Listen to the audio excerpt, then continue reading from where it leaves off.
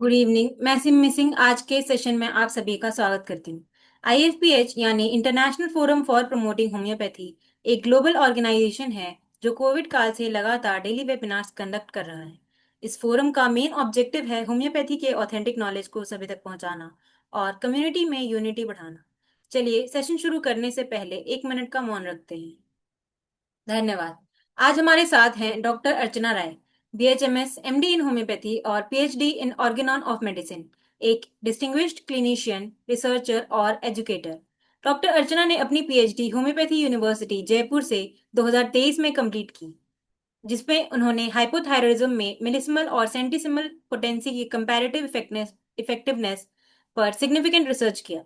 ये अपने आप में एक बहुत क्लिनिकली रेलेवेंट रिसर्च एरिया है।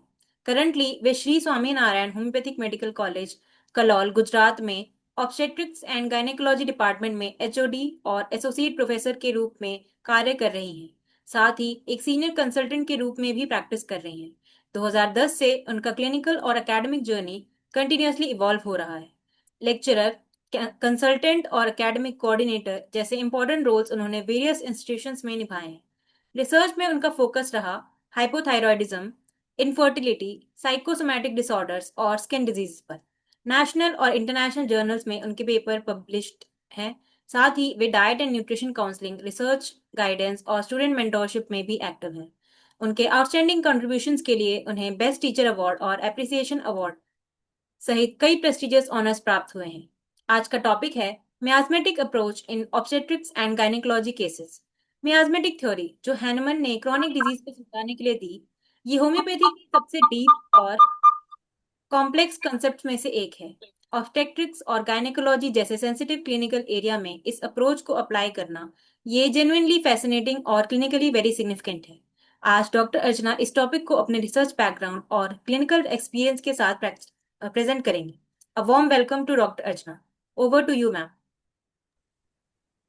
Thank you so much, Ms. Simi, for this beautiful introduction.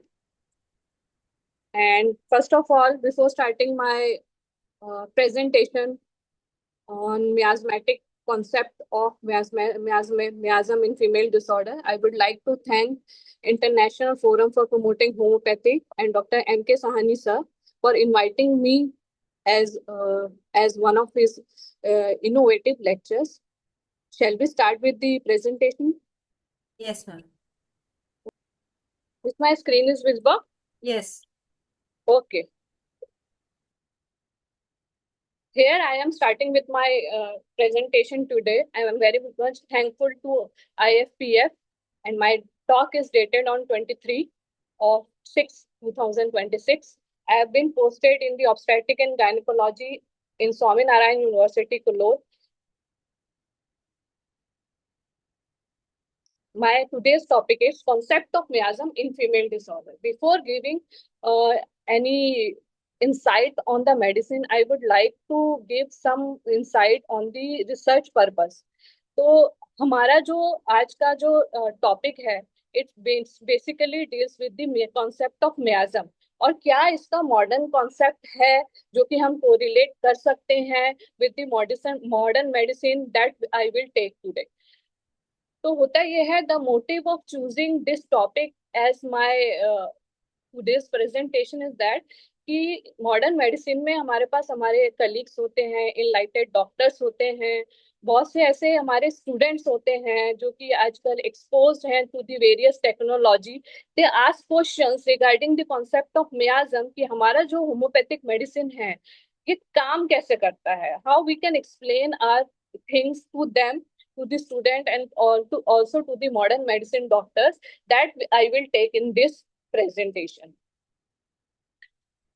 The 200-year prophecy, how epigenetics validates the miasm. तो what is epigenetics? जो हमारा कॉन्सेप्ट ऑफ मियाज्म जो हेनमैन ने दिया था और जो आज की डेट का एपिजेनेटिक्स है, ये दोनों एक पैरेलली एक ट्रेन की ट्रैक के समान ही चलते हैं.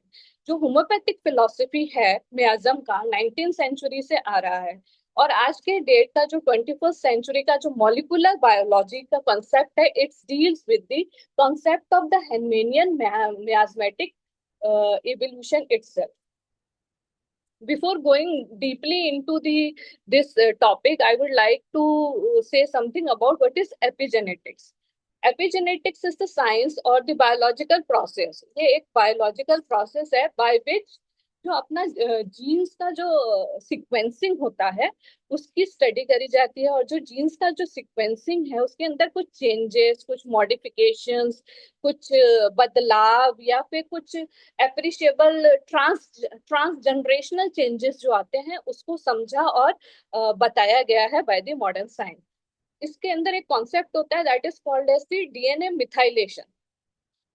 डीएनए मिथाइलेशन क्या करता है, एवरीथिंग जो भी हम अपने पेरेंट्स से प्राप्त करते हैं, जो भी हमारे बालों का कैरेक्टरिस्टिक्स है, जो भी हम खाएंगे, जो भी हमारा सोच रहेगा, जैसा भी हम रिएक्ट करेंगे, इट्स ऑल, हम वो सारी चीजें हमारे डीएनए में हमें इनकोडेड करके मिलती है। इट्स जस्ट दैट कि according to the time, according to the age, according to जब उसकी जरूरत है वो एग्जिबिट होती है। जैसे कि फॉर एग्जाम्पल मैं आपको बताऊं कि जैसे पिबर्टल चेंजेस है वो 0 to 13 में गर्ल्स में एग्जिबिट नहीं होता, तो because DNA has a gene which causing it to be suppressed at that time, जब उसका समय आएगा then it will be exhibited.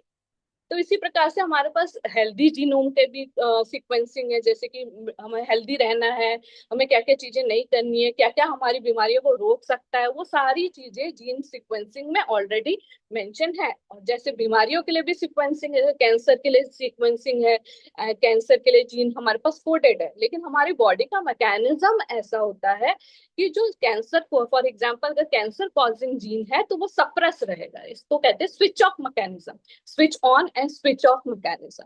ठीक है, तो जो डिजीज कॉजिंग एजेंट्स हैं वो स्विच ऑफ कंडीशन में रहता है in the healthy condition. Okay, तो what is the epigenetic? Epi means what? Epi is mean genetics means what? Epi means over, take on, and genetics means taking the information.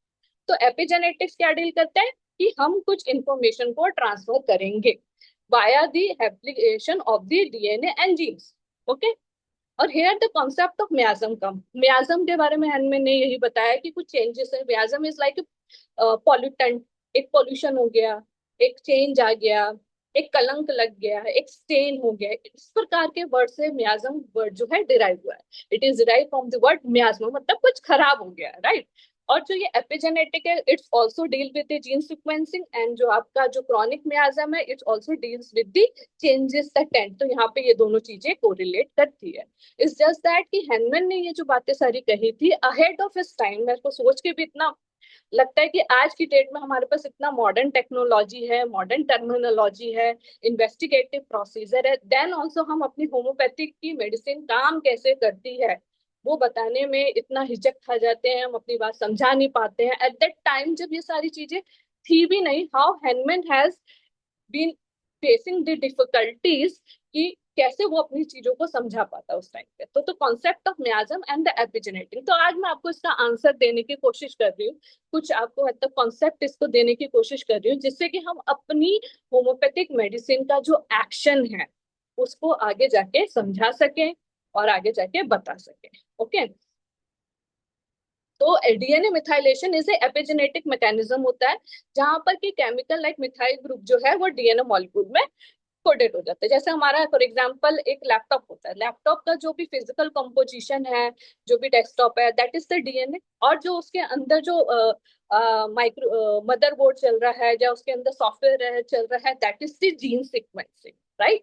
अभी gene sequencing और ये दोनों चीजों को modulate कौन कर रहा है? Right now I am modulating it, my fingers are modulating it. तो जो एक्सटर्नल इन्वायरमेंटल फैक्टर्स हैं वो इन जीन सीक्वेंसिंग को इन्फ्लुएंस करके एक अलग कॉम्बिनेशन प्रोड्यूस कर सकता है। That is the concept of origin of the disease, जो कि हेनमैन ने उस जमाने में एक्सप्लेन करने की कोशिश करी थी, जिसको मियाज्मेटिक थ्योरी या मियाज्म से कोरिलेट किया जाता है। Okay, then the chronic disease dilemma. जो क्रॉनिक डिजीज को लेकर जो डायलेमा है अभी आपको थोड़ा बहुत बेसिक समझ में आया होगा।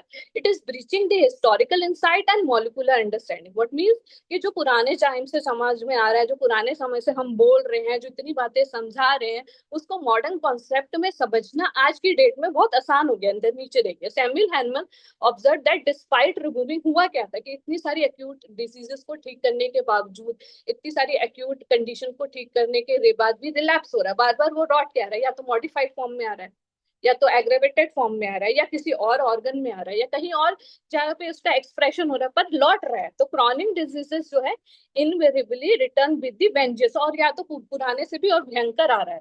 तो जो hardware of the patient wasn't broken, तो जो बॉडीली कॉम्पोजिशन है उसमें प्रॉब्लम नहीं है, जो सॉफ्टवेयर जो इंडिकेटर है, जो डीएनए जो है, जो सिक्वेंसिंग हुई है, उसमें कुछ चेंज आ गया है, जिसके वजह से इस प्रकार की बीमारियां जो है एक्सिबिट हो रही है।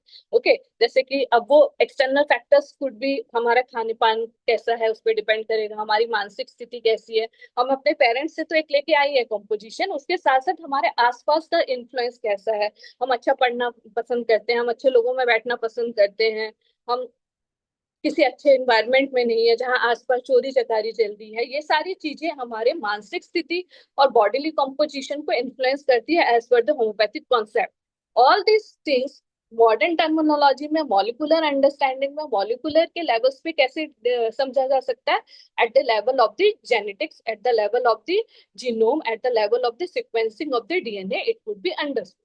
तो टेम्परेरी सिम्टोमेटिक रिलीफ मिलता है, प्रोग्रेसिव पैथोलॉजी होती रहती है, आगे आगे चीजें बढ़ता रहता है, और इनएविटेबल रिलैप्स आता है जो कि ठीक करना मुश्किल होता चला जा रहा है। तो आज की डेट में जो डिसीज लाइक ऑटोइम्यून डिसीजेज हो गए, अभी कोविड आया था, ठीक है, कोविड का एक्सप्रेशन अलग अलग तरीके से आया था, देन अलग अलग तरीके की जो बीमारियां अभी आज की डेट में जो इवॉल्व कर रही है, this is all depending upon the जो हम मियास्मेटिक टेंट पुराना अपना पेरेंट्स से लेके आए हैं, along with the environmental conditions का कॉम्बिनेशन के वजह से ऑरिजिनेट करता है। ओके, तो हैनमैन ने बताया कि that there are three types of miasm, psora, syphilis, sycosis. Okay, तो पिलर वन इज, आप फिगर देखिए, पिलर वन जो है that is of the psora, fundamental miasm इसको नाम दिया गया, functional disturbances causes hypersensitivity and mother of all chronic. शुरू शुरू में जब भी ये सारे चेंजेस बॉडी में आते हैं, तो जो चेंजेस एग्जिबिट करते हैं, कर रहा है उस टाइम पे, that first goes into the face of the psora. अगर हमने यहाँ पे ट्रीटमेंट कर दिया at the level of the psora, well and good, it will be suppressed or it will be rectified or it will be recovered from. अगर इसका wrong treatment हुआ, then it goes into the second pillar which is psychosis, which leads to the quick warts या कुछ tumour का development, which basically exhibit by the overgrowth या फिर tumours या what का डेवलपमेंट जो है exhibit करता है। अगर यहाँ पर सेकेंड लेवल पे ट्रीटमेंट हो गया, then इसको के गुड वेल। अगर यहाँ पर भी नहीं हुआ, then it goes to the third pillar which is the syphilis, the venereal chancre destruction, cancers, organ failures, इस तरीके की बीमारी जो है ऑरिजिनेट करती है। एंड इट इज बेसिकली, अब तक थर्ड लेवल तक आते आते क्या होता है कि it will B of more over a mixed combination या कॉम्प्लेक्स फॉर्म में जनरेट करता है। ठीक है, ग्रीक वर्ड फॉर पॉल्यूशन और टेंट फॉर द म्याज।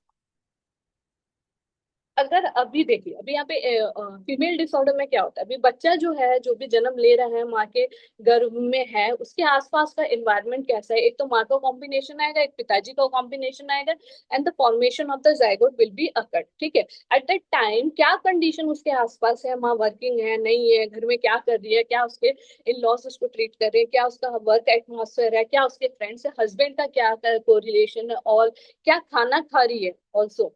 ठीक है, तो मैं आपको अपने दो स्टडीज के बारे में यहाँ पे एक कोट करूंगी, क्या उसका न्यूट्रिशन का लेवल क्या है, उसके हिसाब से मियास्मेटिक चेंजेस, अगर हम बोले हैनमैन के कॉन्सेप्ट के हिसाब से, हैनमैनियन कॉन्सेप्ट के हिसाब से डेवलप कर जाता है। ओके, इम्प्रीमेंट हो जाता है, इम्प्रीमेंट मतलब उसपे एक धब्बा लग जाता है या उसपे एक निशान पड़ जाता है कि it will B of this kind of things and it will be exhibited later on. ठीक है, अब ये डिपेंड करता है कि उसके आगे क्या चीजें रहेंगी, अच्छी भी हो सकती है, बुरी भी हो सकती है, वो एग्जिबिट कर भी सकता है मियाज्म, एग्जिबिट नहीं भी कर सकता है।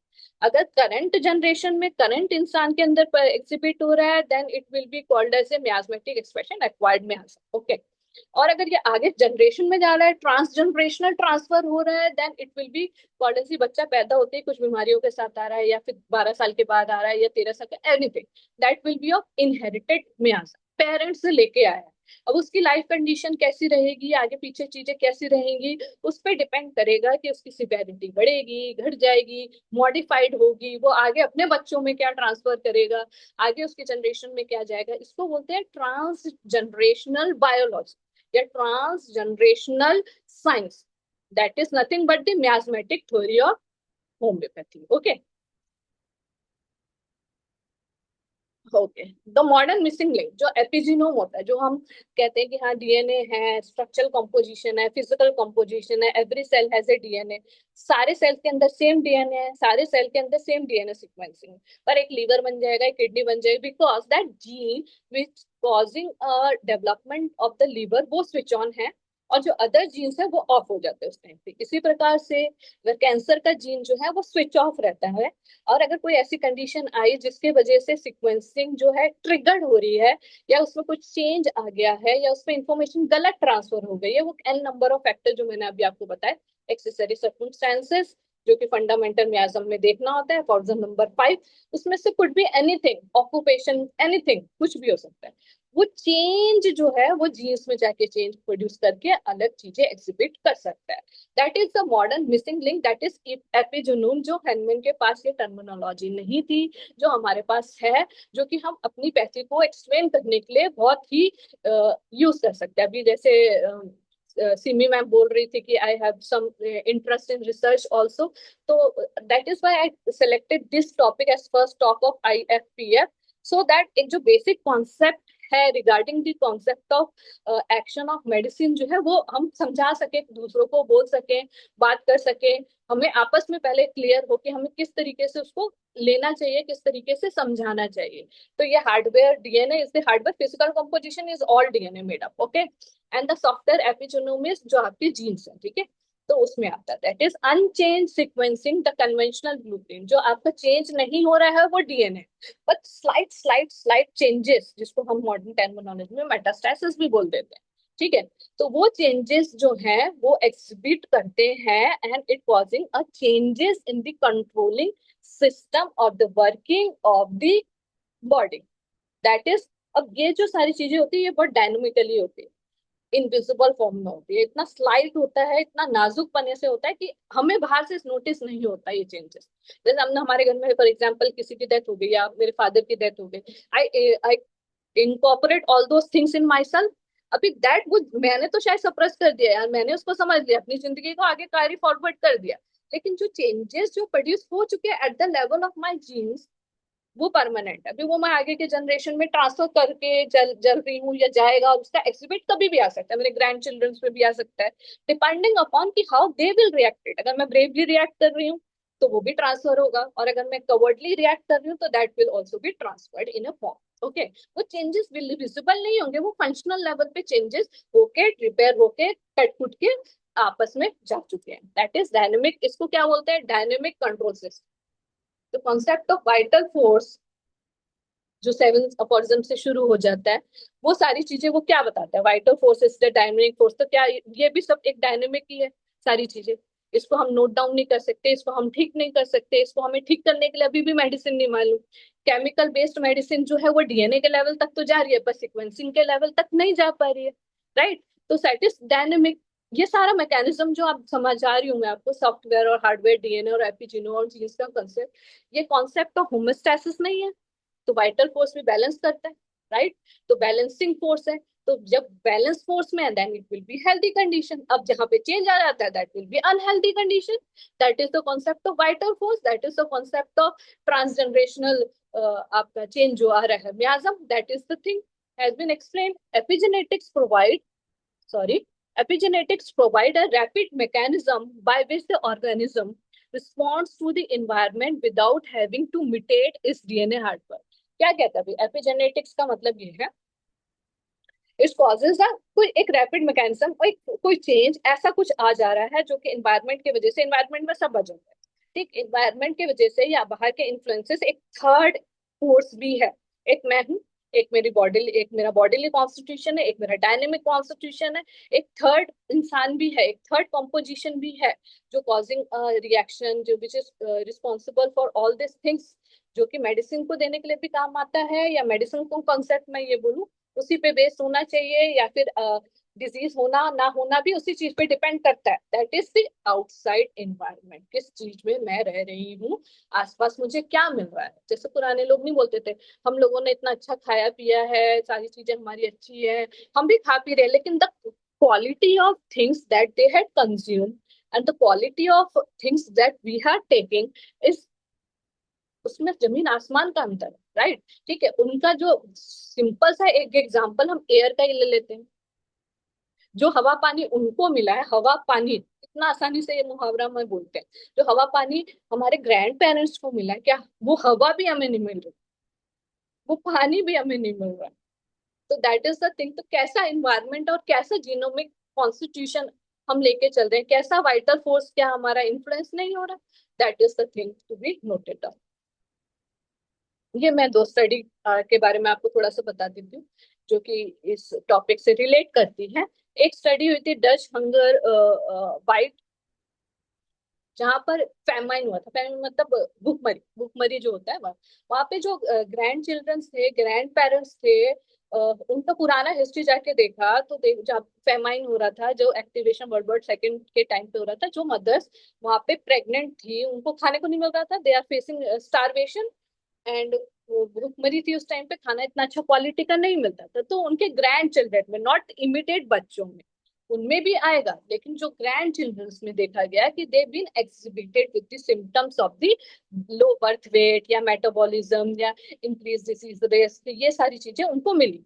अब इसका कॉन्ट्रेरी एक और स्टडी है, दैट इज स्वीडन में जो हुआ था, जो जो ग्रैंड फादर्स ऐसे थे जिनको अबंडेंट ऑफ फूड मिल रहा था, बहुत प्री एडोलेसेंट में बहुत अच्छा खा रहे थे, बर्गर खा रहे थे, चीज खा रहे थे, वट जो भी चीजें खा रही थी, उन पेरेंट्स में, ग्रैंड सन्स में एक्सपीरियंस किया कि उनको early death due two diabetes या मेटाबॉलिक डिसऑर्डर्स, ऐसे डिजीजेस के में आया। तो मैं इससे ये समझाना चाहती हूँ कि जो डीमिथाइलेशन मैंने आपको बताया, दैट इज डीएनए मिथाइलेशन मैंने आपको बताया, at the level of grandparents हुआ, and it exhibited to the parents, and it express at the level of the grandchildren. This is the concept of miasm itself.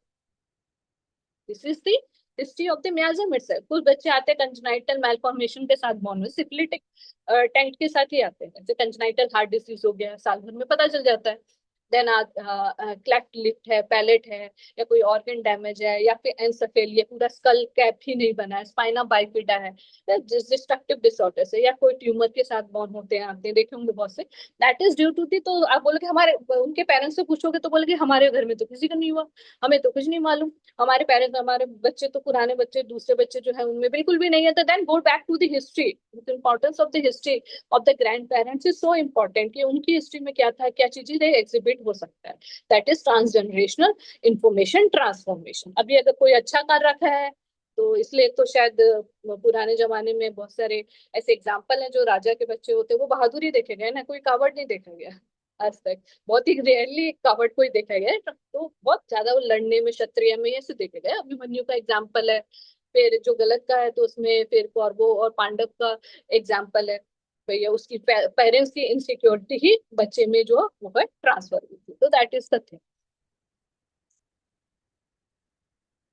ये भी एक study है जो mouse पे किया गया था, जैसे कि विंकोजिलिन एक फंगिसाइड होता है, फंगिसाइड भी जो पेस्टिसाइड वगैरह क्रॉप वगैरह में यूज किया जाता है, तो वो है, उसका एक्शन क्या होता है, it causing action upon this sperm, sperm के मैचुरेशन वगैरह पे ये हैम्पर कर देता है। तो जो ये रैट है, इसको एक इस तरीके का कंपोजिशन दिया गया, और उसके बाद जब उसकी F4 तक, एफ F4 मतलब फ्यूचर जनरेशन वन, पहले बच्चे, उसमें कुछ एक्सिबिट मिला, जो करंट का जो रेट है उसमें तो मिला ही, आगे की जनरेशन में भी स्पर्म की मोटिलिटी, स्पर्म का काउंट, ये सब जो है वो डिक्रीज हुआ। ऑल्सो मैटरनल बिहेवियर, मदर का साइड से क्या आ रहा है, it also depending upon that, कि एग्जीबिशन जो है वो उस हिसाब से डिजीज होगा, अच्छा होगा, बेकार होगा, या मॉडरेट होकर रह जाएगा और वो ट्रांसफर होगा।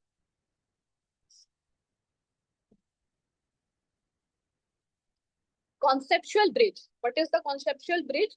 कॉन्सेप्चुअल ब्रिज से मैं ये समझाना चाहती हूँ कि जो हैंडमैन का कॉन्सेप्ट में क्या टाइम था, अभी मॉडर्न कॉन्सेप्ट में हम उसे क्या बोलते हैं, उसको कैसे एग्जिबिट करते हैं प्रेजेंट में।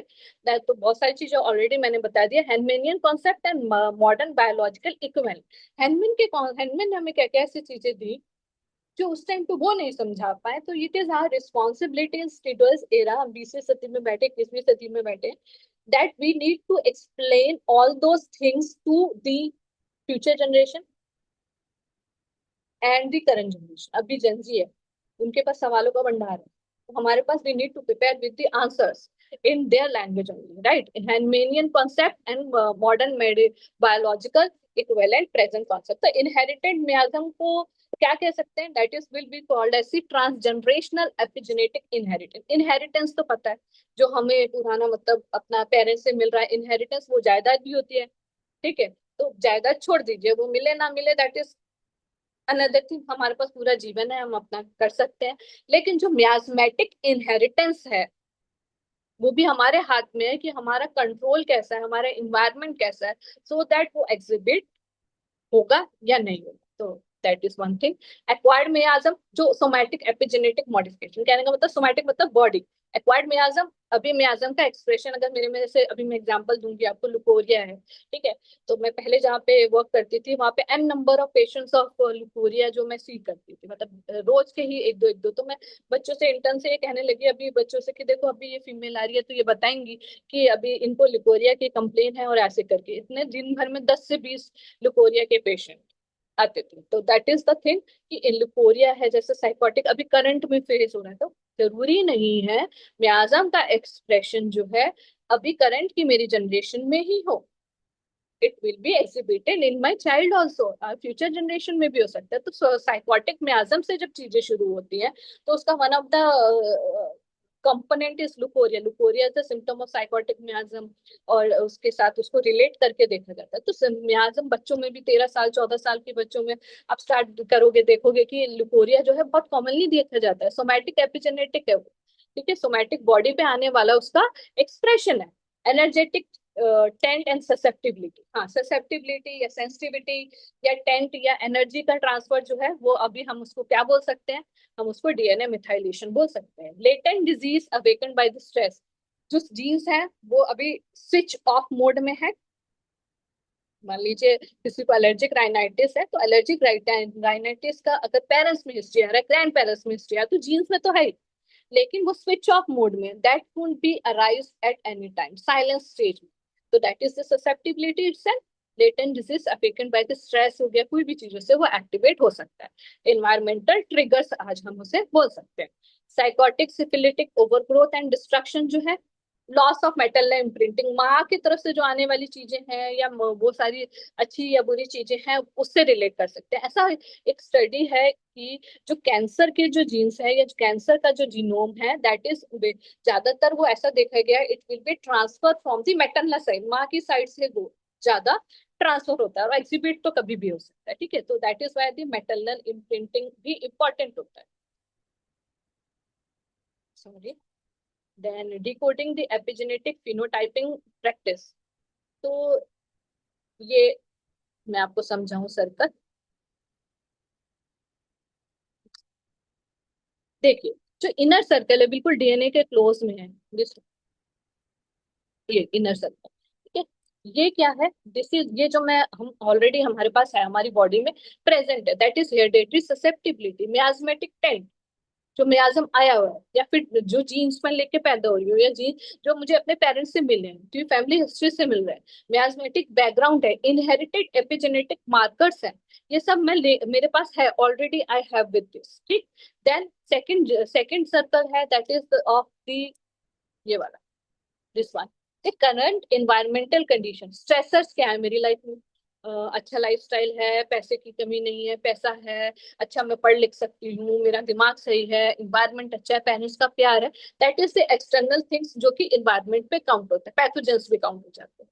अब इस दोनों के इंटरेक्शन से ये डिपेंड करता है कि बीमारी होती है या नहीं होती है, एक्सिबिट होती है या नहीं होती है। That is totality of symptom, body का एक जरिया है ये बताने का कि I need help, that is this via totality of the symptom, observable physical mental and emotional manifestation, ठीक है। अभी हमारी मेडिसिन कहाँ पे, अगर हम सिर्फ सिम्टम को देख के काम करते हैं जो कि हमारी केमिकल बेस्ड मेडिसिन में होता है, जो मॉडर्न मेडिकेशन है वो भी डीएनए तक जा रही है, अगर उसमें कोई कॉम्पोजिशन ऐसा है जो कि फिजिकल बॉडी को ठीक कर सकती है, वहां तक ही उसकी रीच है। लेकिन हाउ होम्योपैथी वर्क, अब जैसे बीमारी का इंफॉर्मेशन ट्रांसफर हो रहा है बाय द इन्वायरमेंट, वैसे ही बीमारी को ठीक करने का भी एक इंफॉर्मेशन ट्रांसफर हो सकता है वाया मेडिसिन। बॉडी को ठीक करने के लिए मेरे पास केमिकल है, जैसे मरकरी लगा लिया, ये लगा लिया, वो उससे चला जाएगा टेम्परेरी, या बॉडी में अंदर चला जाता है, ठीक है। लेकिन the cause is lying behind, the cause is at the level of the genes, the cause is at the level of the miasm. वो एक डायनेमिक फोर्स है that require dynamic aid only. तो that with the help of the homoeopathic constitutional remedy या फिर homeopathic miasmatic remedy हम उसको ठीक कर सकते हैं।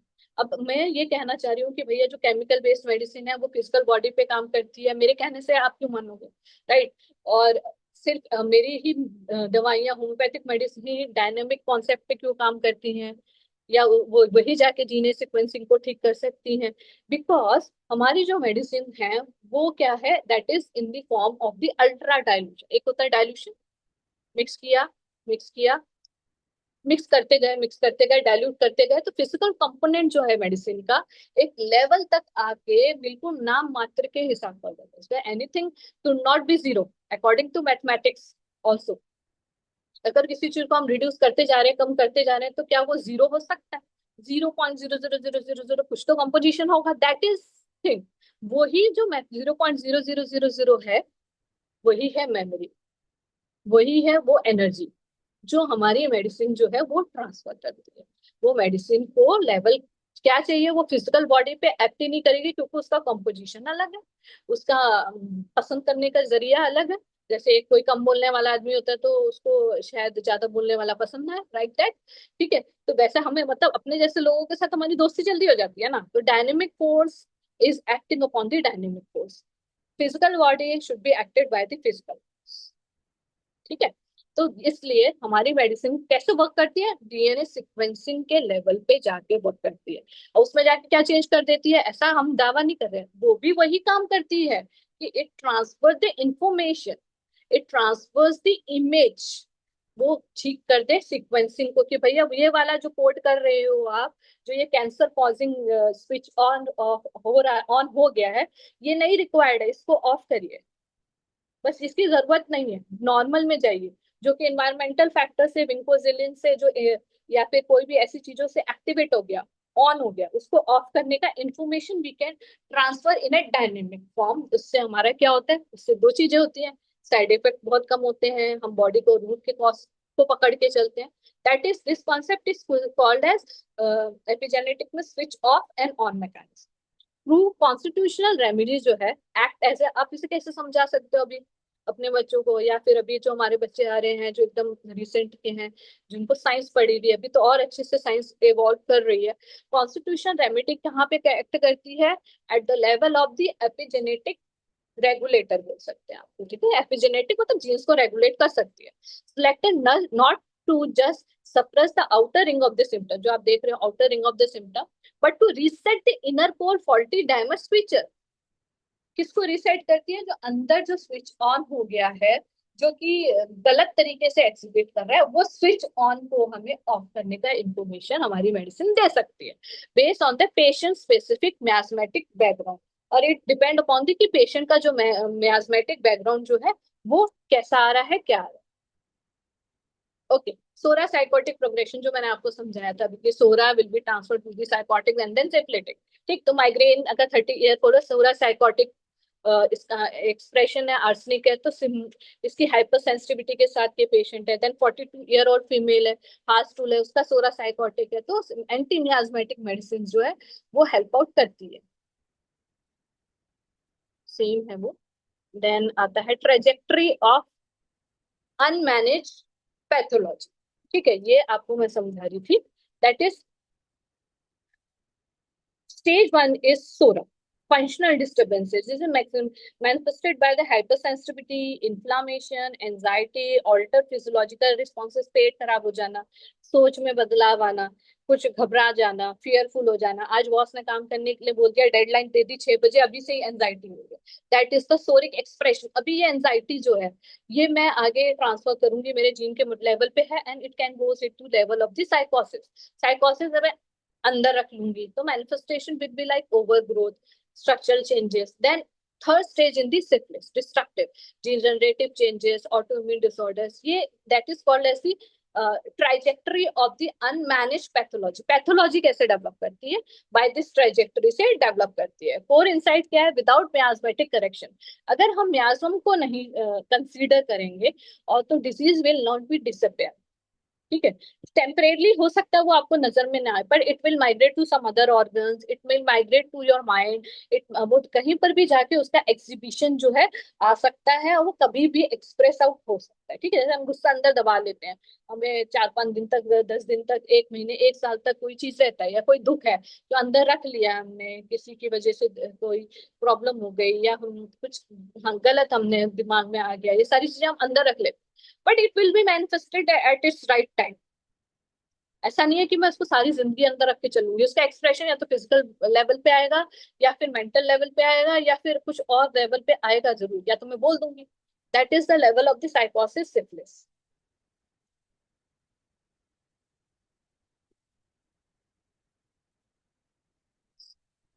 This is again a study, population study targeting the sycotic miasms. इसमें हमने क्या लिया, नॉन पैथोलॉजिकल लिकोरिया, जो आपको एग्जांपल में दे रही थी, excessive creamy white vaginal decide driven by the physiological accent not acute infection. बहुत सारे ऐसे केसेस मिलेंगे, जैसे बहुत सारी क्लिनिकल कंडीशन मिलेगी जहां पर कुछ हिस्ट्री में, करंट की हिस्ट्री में नहीं मिलेगा, जैसे कि लिकोरिया के पेशेंट है तो उसको लिकोरिया की, उसकी कोई इन्फेक्शन की हिस्ट्री नहीं मिलेगी, कोई कुछ ऐसा सेक्सुअली ट्रांसमिटेड डिजीज नहीं मिलेगा, anything could not be find out, that should be look out at the level of the मियाज्म, उसका जो लेवल है वो उससे पहले या उसके पेरेंट्स के लेवल पे आ चुका है, एग्जीबिशन अभी हो रहा है, प्रेजेंट था, लेटेंट फॉर्म पे था, and it is exhibited now, ठीक है। क्लिनिकल ऑब्जेक्टिव क्या था, एफिकेसी ऑफ होम्योपैथिक मेडिसिन, जो हम देख रहे हैं एंटी मियाज्मेटिक मेडिसिन, क्या ये इसको ठीक कर सकता है। तो 30 young unmarried female selected bye, sorry, retrospective methodology from out patient recording, तो एक स्केल जो है, स्कोर जो है वो भी लगाया गया, that is called as static physician global assessment score tracking the severity before and after intervention, मतलब दवाई लेने से पहले क्या था, दवाई लेने के बाद क्या हुआ, उसको स्टडी करने के लिए हमने इंक्लूड किया इसको। हैंडमैन classified chronic catarrh of the mucous membrane like leucorrhoea as a classical example of the expression of the psychotic miasm। तो रिजल्ट क्या मिले, तो रिजल्ट हमें ये मिला भाई, 40% ऑफ द 15 से 19 साल के जो बच्चे हैं, उसमें से ज्यादातर 40% को इलिकोरिया की कंप्लेन होती है, एंड उनमें से ज्यादातर फीमेल्स जो है that will be exhibiting the other symptoms of the psychotic miasm like depression, back pain, weakness, anaemia, further GIT complex diseases, इस प्रकार के physical discharges is mainly the surface symptom. जो फिजिकल ये डिस्चार्जेस आ रहा था, ये एक एक्सप्रेशन था मियाज्म का कि मुझे एड्रेस करिए, मुझे देखिए। डीपर सिस्टमिक कोज जो है वो एक्सट्रीम, जो अंदर जो आधे चीजें, फिजिकल वीकनेस, ये सीवियर बैक पेन जो थे, ये इंटरनल एक्सप्रेशन ऑफ दैट मियाज्म जो था वो प्रेजेंट था। Reversing the epigenetic, reversing the expression, treatment out, तो सिलिशिया, नाइट्रोम्यून, नक्सवामिका, पल्सिटिला, इस प्रकार के मेडिसिन जो है उसमें यूज करी गई, and the number of cases having moderate and mild and mark improvement जो था वो नोट डाउन किया गया, जो आप यहाँ पे दे सकते हो। 17 केसेस जिसमें मार्क रैपिड इम्प्रूवमेंट आया।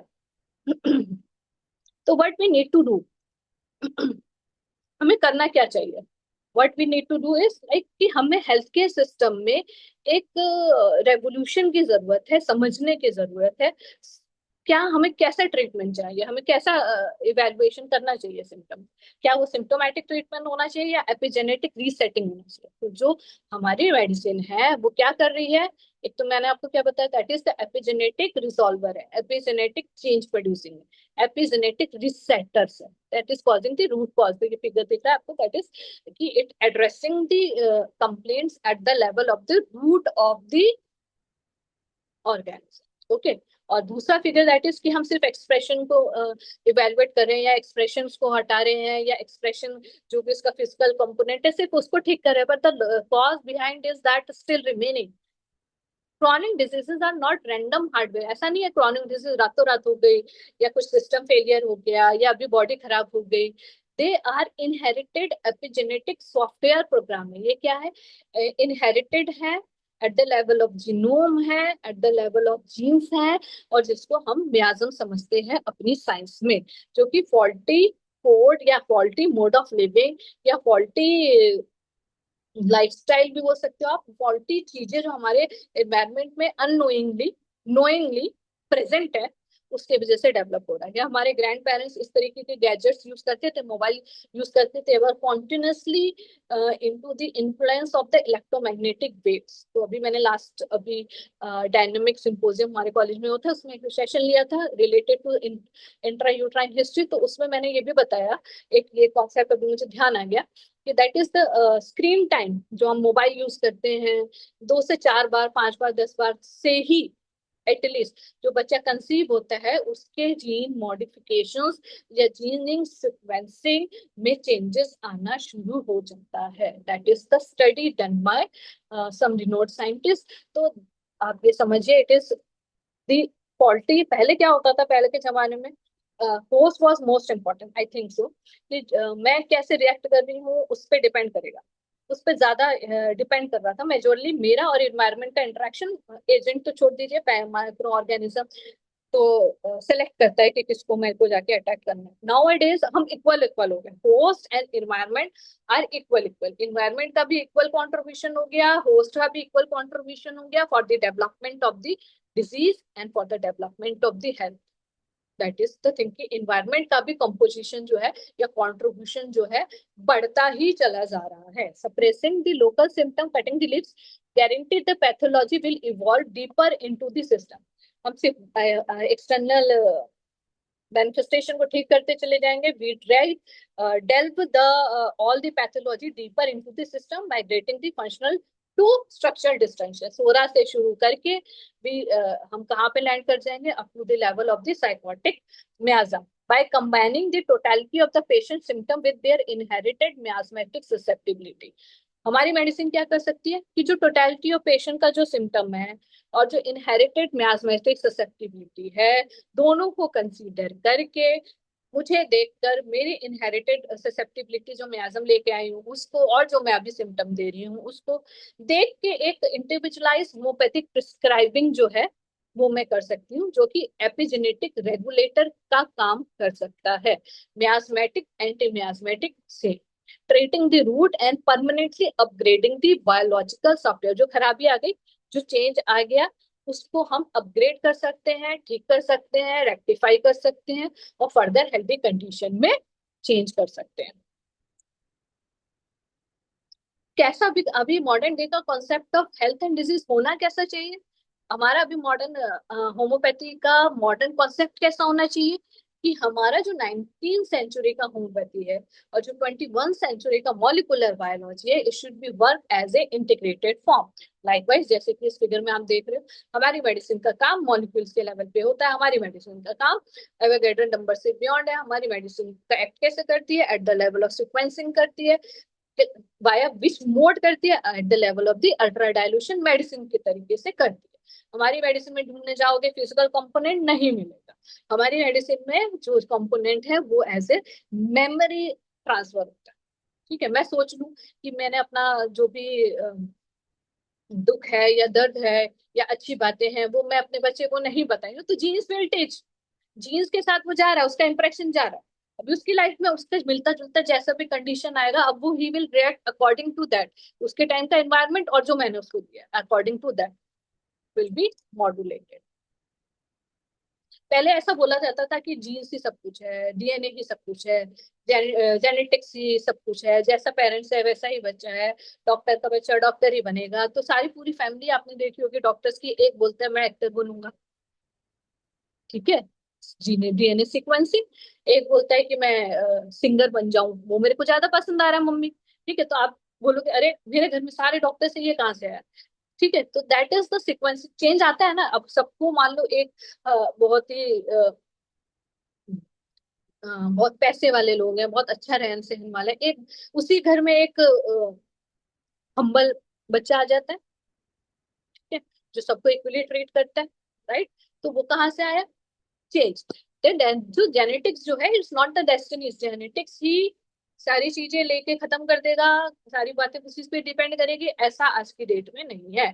For decades mainstream genetic viewed DNA as a unalterable master blueprint. जमाने से ये समझा गया कि डीएनए में कुछ चेंज नहीं आ सकता, वही ब्लूप्रिंट है, जैसा डीएनए मेरे को मिल रहा है, जैसे आ रही है चीजें पेरेंट्स के साथ वैसे ही रहेगा। तो ये फिर अलग अलग सोच, अलग अलग चीजें नहीं आती ना। तो ये सारी चीजें कहाँ से आ रही है? That is due to the changes, evolution जिसे कहते हैं, उसके हिसाब से डेवलप करता है। Homeopathy proposed that individual health was driven by dynamic, responsive internal forces, not just fixed inheritance. Homeopathy ने आके उस टाइम पे बवाल खड़ा खड़ा कर दिया। इनमें ने आके उस टाइम पे एकदम अलग बात कर दी कि भैया ये ऐसा नहीं, ऐसा होता है। इंडिविजुअल हेल्थ जो है वो किससे इफेक्ट करती है? उन्होंने बोला कि क्या है भैया, डायनेमिक फोर्स होता है, इंटरनल फोर्सेस पे भी डिपेंड करता है, जो कि फिक्स्ड इनहेरिटेंस पे तो डिपेंड नहीं करता। ठीक है, इनहेरिटेंस में सिर्फ जैसे जैसे चीजें आ रही है वैसा ही होगा, it is not like that. उससे बदले हुई भी चीजें आ सकती है। बोथ एपिजेनेटिक, आज की डेट में today both epigenetics and homeopathy share the foundational belief. दोनों का अगर हम रूट बोले या फाउंडेशन बोले तो सेम है। The fix sequence of DNA only scaffold, घर बनाते हैं तो एक स्कैफोल्डिंग करते हैं, ढांचा बनाते हैं पहले, that is scaff, DNA is the scaffolding. It is our environmental emotional inheritance exposure. उसमें रहने वाले लोगों से डिपेंड करेगा कि वो घर कैसा बनने वाला है, अच्छा बनेगा, बेकार बन जाएगा, कैसे बनेगा, उसके अंदर रहने वाले सिक्वेंसिंग से डिपेंड करेगा। और सिक्वेंसिंग किससे इंटरेक्ट करेगा? It will B interact with the outside environmental emotional inherited exposure environmental factor, इसके इंटरेक्शन से it will B developing. Exactly how that blueprint is read and expressed. Blueprint की counting कैसे होगी, reading कैसे होगी, वो सारी चीजें इस बात पे डिपेंड करेगी कि उसके अंदर रहने वाले सीक्वेंसिंग का कॉम्बिनेशन कैसा बन रहा है, स्विच ऑफ ऑन कैसा हो रहा है। ठीक है, two distinct language of human health, एक मॉलिक्यूलर साइंस, एक एनर्जेटिक सिस्टम। मॉलिक्यूलर साइंस बोलता है भैया डीएनए की बात, एनर्जेटिक्स प्रिंसिपल बोलता है वाइटल फोर्स की बात, दोनों से। Molecular science, biological science of heritable changes in the gene expression that occur without altering the underlying DNA sequences, जो आपको मैंने शुरुआत में बताया, that is DNA methylation। Modern science क्या बोलती है भैया कि कुछ हेरिटेबल चेंजेस आ जाते हैं, हेरिटेबल मतलब ट्रांसफर होने वाले चेंजेस आ जाता है जीन्स में, जो कि डीएनए में तो नहीं दिखते पर सिक्वेंसिंग के लेवल पे प्रेजेंट रहते हैं। वाइटल फोर्स भी सेम ही कहता है। ठीक, एनर्जेटिक सिस्टम बोलते हैं उसको, एनर्जी के लेवल पे 200 volt therapeutic system based on principle of dynamic vital force, individual constitution susceptibility and administration of the ultra high dilations to stimulate the self healing। हमारा भी यही कंसेप्ट है, बस हम उसको क्या बोलते हैं, उस टाइम पे वर्ड्स नहीं थे तो डायनेमिक वाइटल फोर्स बोल दिया, वाइटल प्रिंसिपल बोल दिया, ठीक है, ससेप्टिबिलिटी बोल दिया। तो that is the ultra high dilution से हम उसको स्टिमुलेट कर सकते हैं कि सही काम करना है, इसको नहीं करना है, ये अच्छा नहीं है। वाइटल फोर्स तो वैसे भी इंटेलिजेंट है, वो तो जैसे चीजें देखता है वैसा एग्जिबिट कर लेता है। अच्छा, उसको बुरा, अपना अच्छा बुरा पता नहीं है, तो उसको अच्छा बुरा बताने के लिए हमारे पास तरीके हैं। We can use that methods of stimulating that things।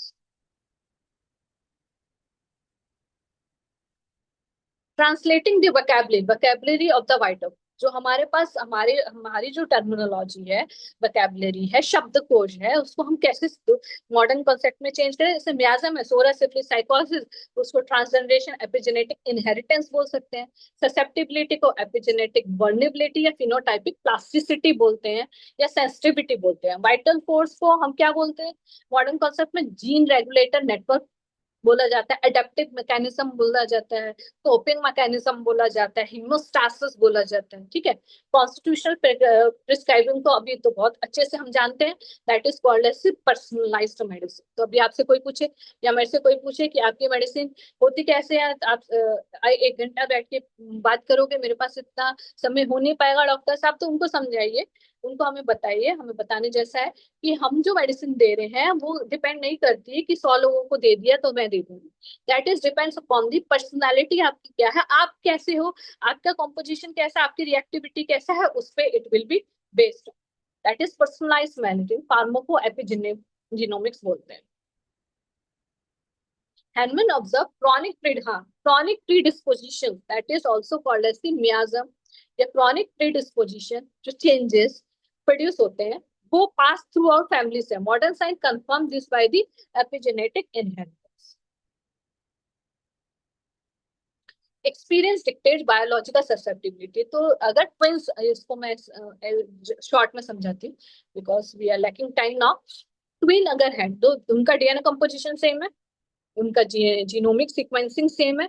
अभी अगर उनका अभी कैसे डिपेंड करेगा, एक स्टैंडर्ड इन्वायरमेंट में अगर रहता है, अच्छा है, सब कुछ खाना पीना अच्छा मिल रहा है, सारी बातें अच्छी है, बहुत अच्छा है, तो तब भी वो एग्जिबिट कर सकता है with some diseases. Monozygotic twins begin with identical epigenome, उनका तो कंपोजिशन सेम है, but their methylation and histone activation profile diverse progressively with the age and environmental exposure. लेकिन उसके अंदर आने वाली बीमारियां, आने वाली हेल्थी कंडीशन, उसका सोच बदलाव, दोनों बच्चों के भी डिफर हो सकते हैं। बिकॉज जो मिथाइलेशन प्रोसेस है, डीएनए मिथाइलेशन प्रोसेस है, वो इन्वायरमेंटल कंडीशन के हिसाब से अलग अलग हो सकता है, उसकी रिएक्टिविटी अलग हो सकती है। And it depend upon the time experience, किसी का कभी एग्जिबिट हो सकता है, किसी का कुछ एग्जिबिट हो सकता है, किसी का कोई कंडीशन में दिख सकता है, किसी का कोई किसी पर्टिकेरिया हो सकता है, किसी को रेनाइटिस हो सकता है, किसी को कैंसर होगा, किसी को नहीं होगा, राइट। किसी की अर्ली डेथ हो सकती है, किसी की नहीं होगी, किसी के ट्विंस ही हो जाए आगे, किसी के नहीं होंगे, दैट इज द थिंग। तो मॉलिकुलर जब जिसका डीएनए सीक्वेंसिंग भी बिल्कुल सेम है, if they act differently and affected by the अलग अलग टाइप ऑफ बीमारी या अलग अलग type of diseases at the same time, तो इतने सारे लोगों में कैसे सेम होगा, दैट इज वन थिंग। ठीक, उसको हमें एड्रेस करना चाहिए, उसको हमें स्ट्रेस आउट करना चाहिए, उसको हमें इंपॉर्टेंस देना चाहिए। मॉलिकुलर ट्रॉमा जैसे क्रॉनिक स्ट्रेसेस प्रोड्यूसेस हाइपरमिथाइलेशन, कुछ भी चेंज हिप्पोकैम्पस में चेंज कर देगा, लास्टिक ऑल्टरेशन कर देगा, anything at the level of the physical body. तो but the core is same कि डायनेमिक डिरेंजमेंट को डायनेमिक कॉम्पोजिशन से ही ठीक किया जा सकता है।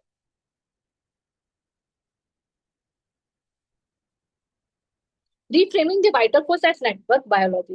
वाइटल फोर्स को और क्या बोल सकते हैं, we can say at a network biology. Concept of vital force is not mystical, कोई एक मैजिक थोड़ी है, ये कोई मतलब एक जादू टोना थोड़ी है, it is a closely parallel complex biological excuse me ma'am. Network. Yes ma'am. Ma'am 5 minute बचे हैं हमारे पास, तो हाँ मैम, आप मैं थोड़ा देख पा वेट। रही हूँ घड़ी, 2 minutes only, I am okay. Concluding it, okay. Okay. ठीक है, तो it is a biologically regulatory network. Genome is not a static, कोई स्टैटिक तो है नहीं, it will change by the effect of the anything, तो वो दैट इज कॉल्ड एज हेमोस्टैसिस। तो now I am lacking the time. Switch off mechanism already मैंने आपको बता दिया है, okay. Solving the Avogadro limit, nano particle perspective है, तो ये लास्ट में आपको समझाती हूँ। प्रॉब्लम इज ट्रेडिशनल केमिस्ट्री जो है, हम जो अभी मॉडर्न मेडिकेशन है, हमारी मेडिसिन को एक्सप्लेन नहीं कर पाते, हमारे मेडिसिन का एक्शन एक्सप्लेन नहीं करते, बिकॉज वो कंपोजिशन देखते हैं। Chemistry dictates that preparation diluted beyond Avogadro number, ultra dilution के आगे उनके पास कुछ भी जवाब नहीं है, हमारी मेडिसिन अल्ट्रा डाइल्यूटेड है। ठीक है, तो नैनो पार्टिकल के लेवल पे एक्ट करती है, एपिजेनेटिक मॉड्यूलेशन करने के काबिल है। तो यहाँ पे impact is nano particle forms and interact with cellular signalling system, जो है उसको ठीक करके वो मॉड्यूलेट कर सकती है। This is one last thing. Two approaches to personalise medicine, होना क्या चाहिए, अभी हमें करना क्या चाहिए। मॉडर्न फार्मो एपिजेनेटिक क्या कहता है कि भाई tailoring highly specific drug, complex complex drugs बना रहे हैं, सो दैट कि वो एपिजेनेटिक के लेवल पे वेरिएशन आ सके, इन्वायरमेंट को भी कंट्रोल करें मैक्सिमम रिस्पॉन्स के लिए।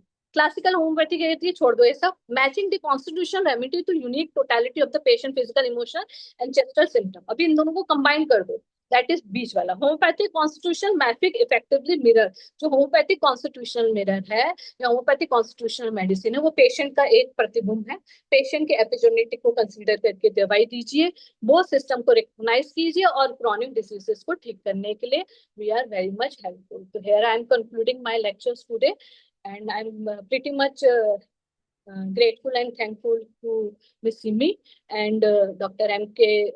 Sahani sir and International Forum for Promoting Homeopathy for inviting me as for this small lecture. Thank you so much, Miss Simi. Over to you. Thank you so much ma'am. अभी हमारे पास थोड़ा time है, तो अगर किसी के पास कुछ doubts हैं तो यू कैन आस्क,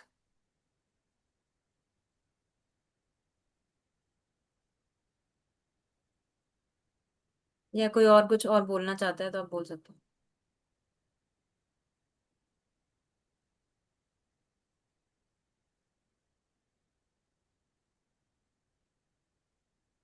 सर आप अनम्यूट कर सकते हैं।